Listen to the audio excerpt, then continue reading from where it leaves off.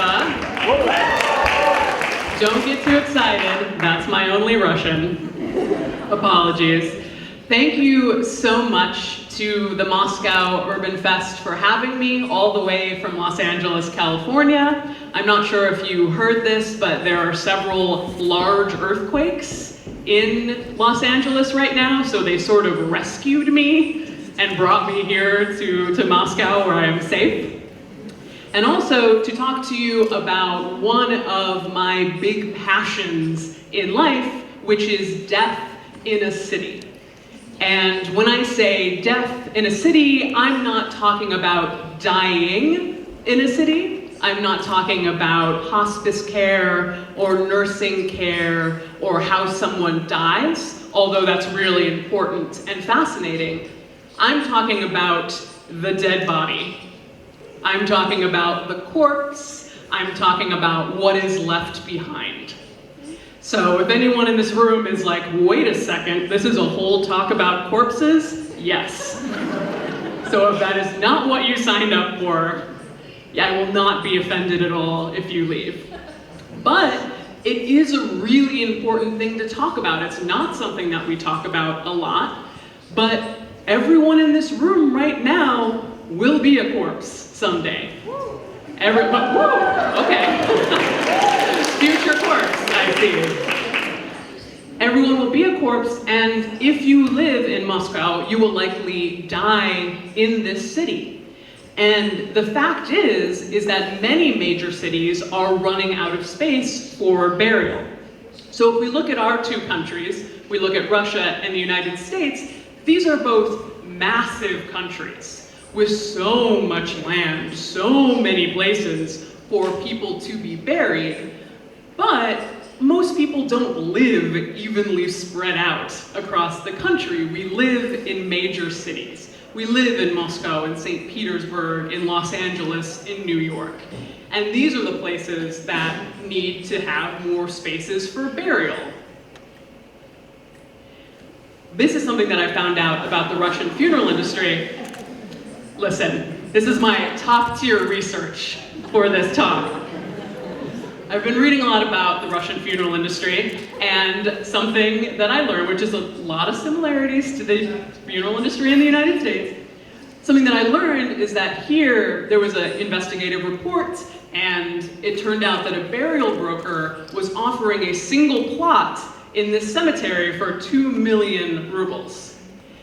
And what it turned out to be is that they actually weren't going to have that plot for sale at all. The broker was just going to disappear with the family's money.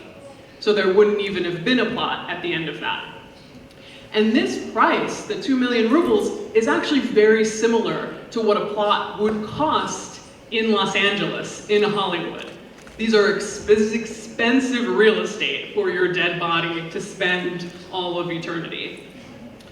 But I want to go around the world and find out what other countries, other big cities, are doing with their dead. So we're going to start in Singapore.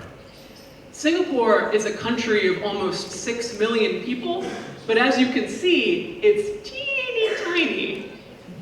And I just heard the translator go, yeah, so very good translation. But nailed it. Very good. And it's so small that it's actually, I believe, the third most densely populated country in the world. So when Singapore complains about not having any place to bury their dead, they're serious. They really mean it, not like the United States or Russia. They're really serious. In fact, the entire country of Singapore, with its 6 million people, one cemetery. One single cemetery, entire country. And everybody has to go through this cemetery. In fact, they don't even stop there with just the one cemetery. All the other cemeteries have been developed over or turned into something else. Not only that, they turn over the graves every 15 years. So you have your 15 years in the grave, and then the guy comes, digs you out, and your bones are moved to either an ossuary, where the bones are kept, or they're cremated. And they do this even with Muslim bodies, which is not their preferred method of burial, to be disinterred, but that's the way that they've made the laws of Singapore. What about Brazil? Brazil is someplace that I just visited, and Brazil is similar to Russia or the United States in huge, big, sprawling country, but they live primarily in Sao Paolo, in Rio, in big cities. This right here is the necropole in the city of Santos, and Santos is a big industrial port city. And if you think this looks kind of like a hotel, you're right. It was actually designed by a hotel maker, owner, designer. Except it's not living people that stay there, it's dead people. It's essentially a high-rise cemetery. And when you get there, it's really quite beautiful. There are big cages with tropical birds and toucans and parrots. There are fountains. There are peacocks wandering around, and it really does look sort of like a resort. But even here, even where they've taken their dead up in the sky, they still turn it over. That's me. That's a selfie with me in the 14-story building. I don't know how you spend your vacations, but this is mine. And they even turn the body, so here you only get 3 years in the grave before they pull you out and do the same thing, either cremate your bones, what's left, or put you in an ossuary with all the other bones.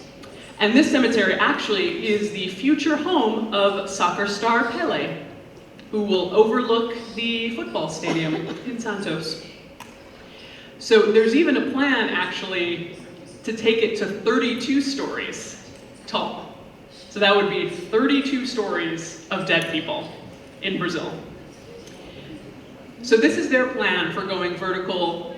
Israel is another country that has plans for going vertical. This is in the Yarkon Cemetery in Brazil, in Israel. And this is also, you can see, a big tower cemetery.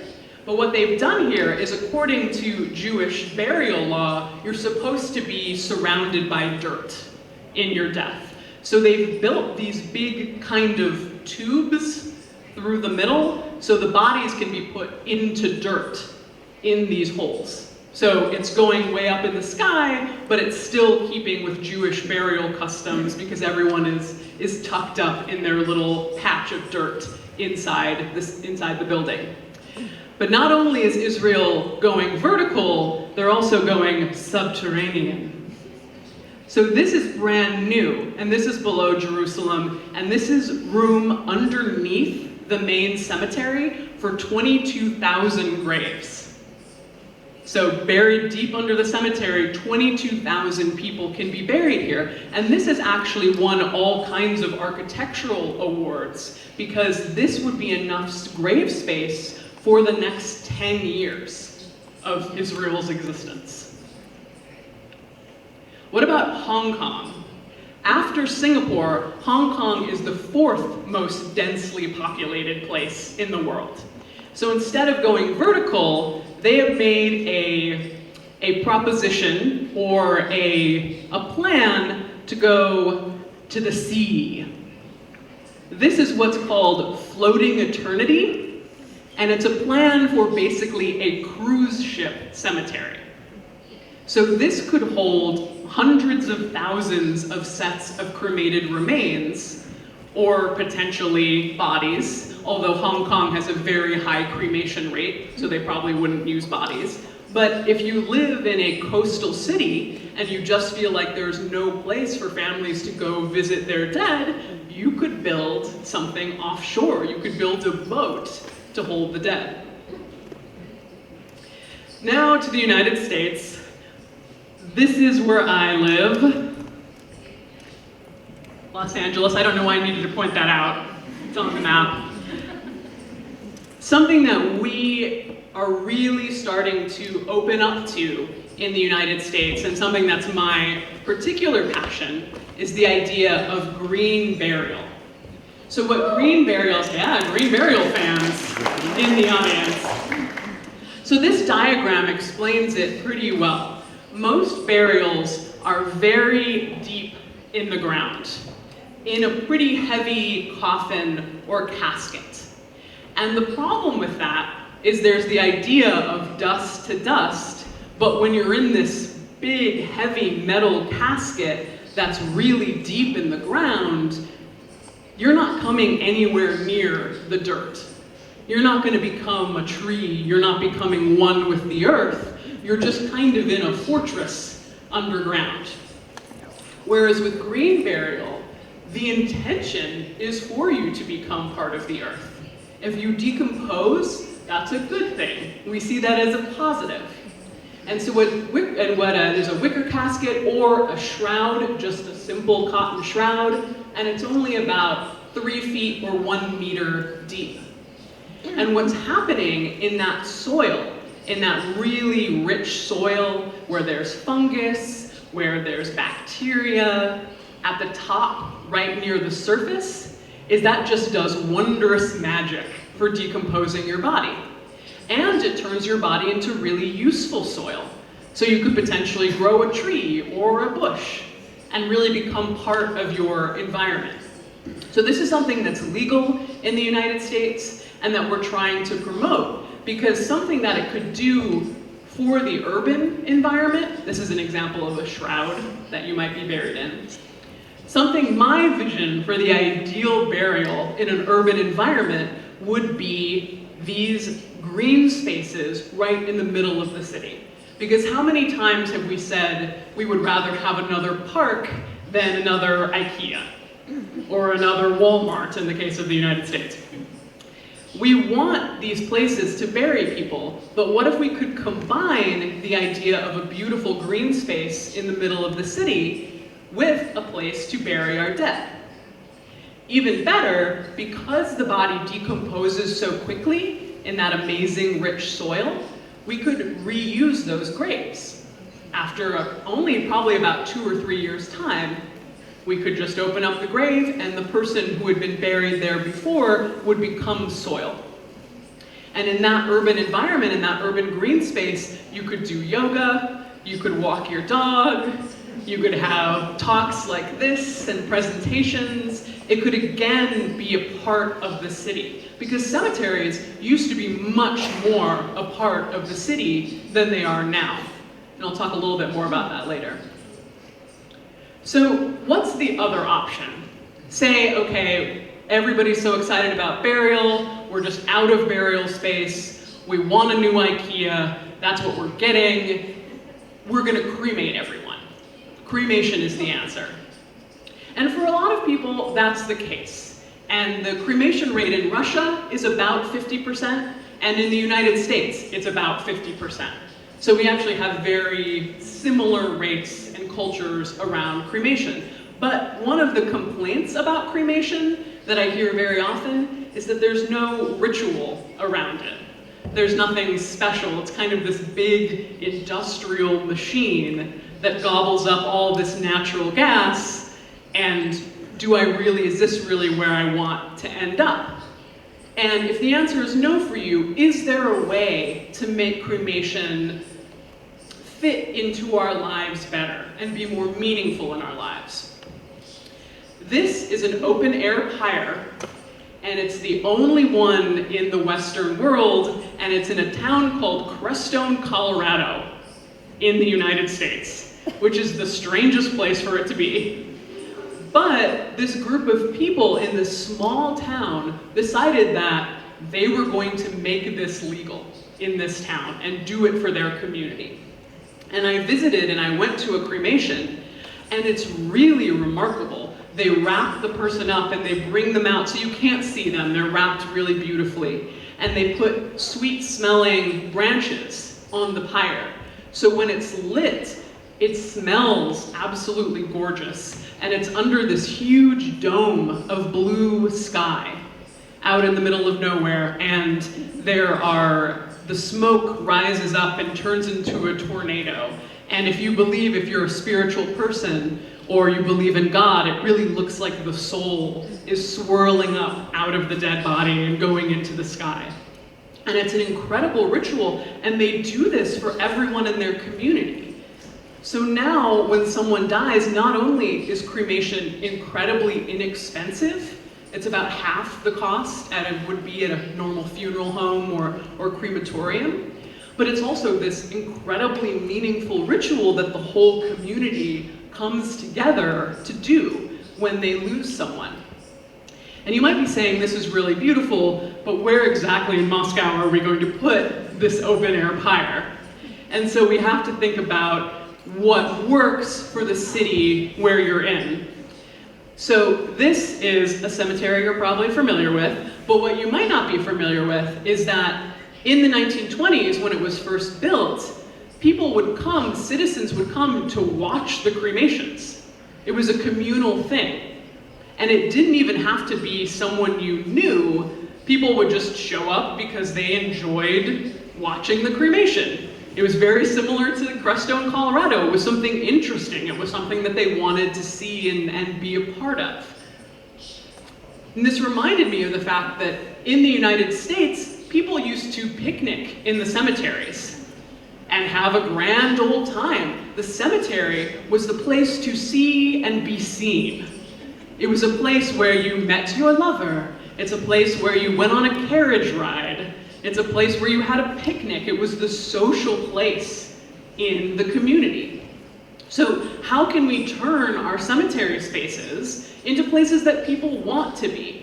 And I don't mean to just do a walking tour and be like, this is Chekhov's grave, isn't that interesting? But a place that's actually a useful community space, a useful green space, a park-like space that can really be valuable in two ways, not only as a place to put our dead, but as a place for the community to enjoy. And if we can find that balance, we might be more willing to build a cemetery than to build an IKEA. As far as what we can do with cremation, other ways we can ritualize cremation, I think the country that I visited that absolutely does this the best is Japan. Because Japan combines this old way of sitting with the body, of washing the body, of being with the body, and then high technology with their cemeteries. So this is the Ruiden Columbarium. This columbarium is in Tokyo, and what it is you walk in, and each set of cremated remains, is behind one of these crystal Buddhas. And when you walk in, it's 360 degrees of crystal Buddhas.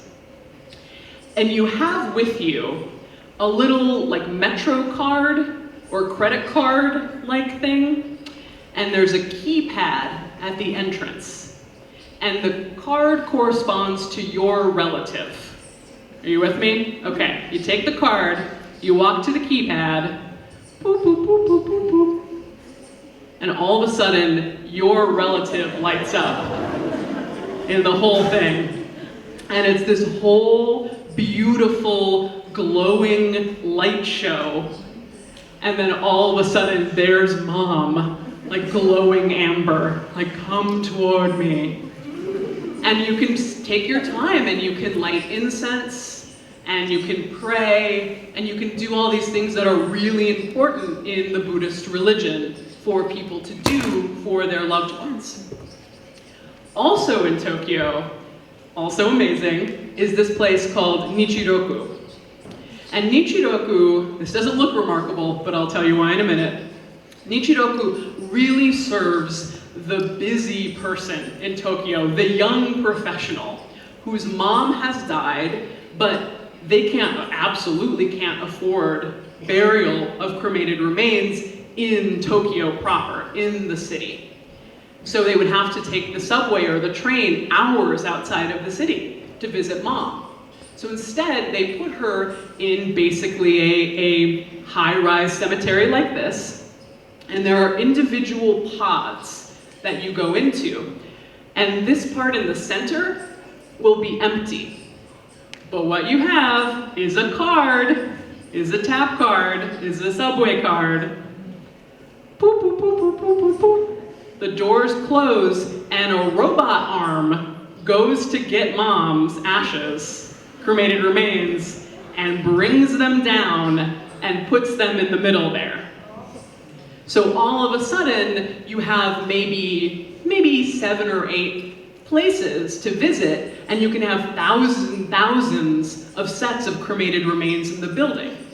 So you're really saving space by kind of only bringing mom's ashes out when you need her, and when you're ready to go on your lunch break and pray. But in Japan, the most important thing you can do for a dead person is pray for them, is light incense, is be there.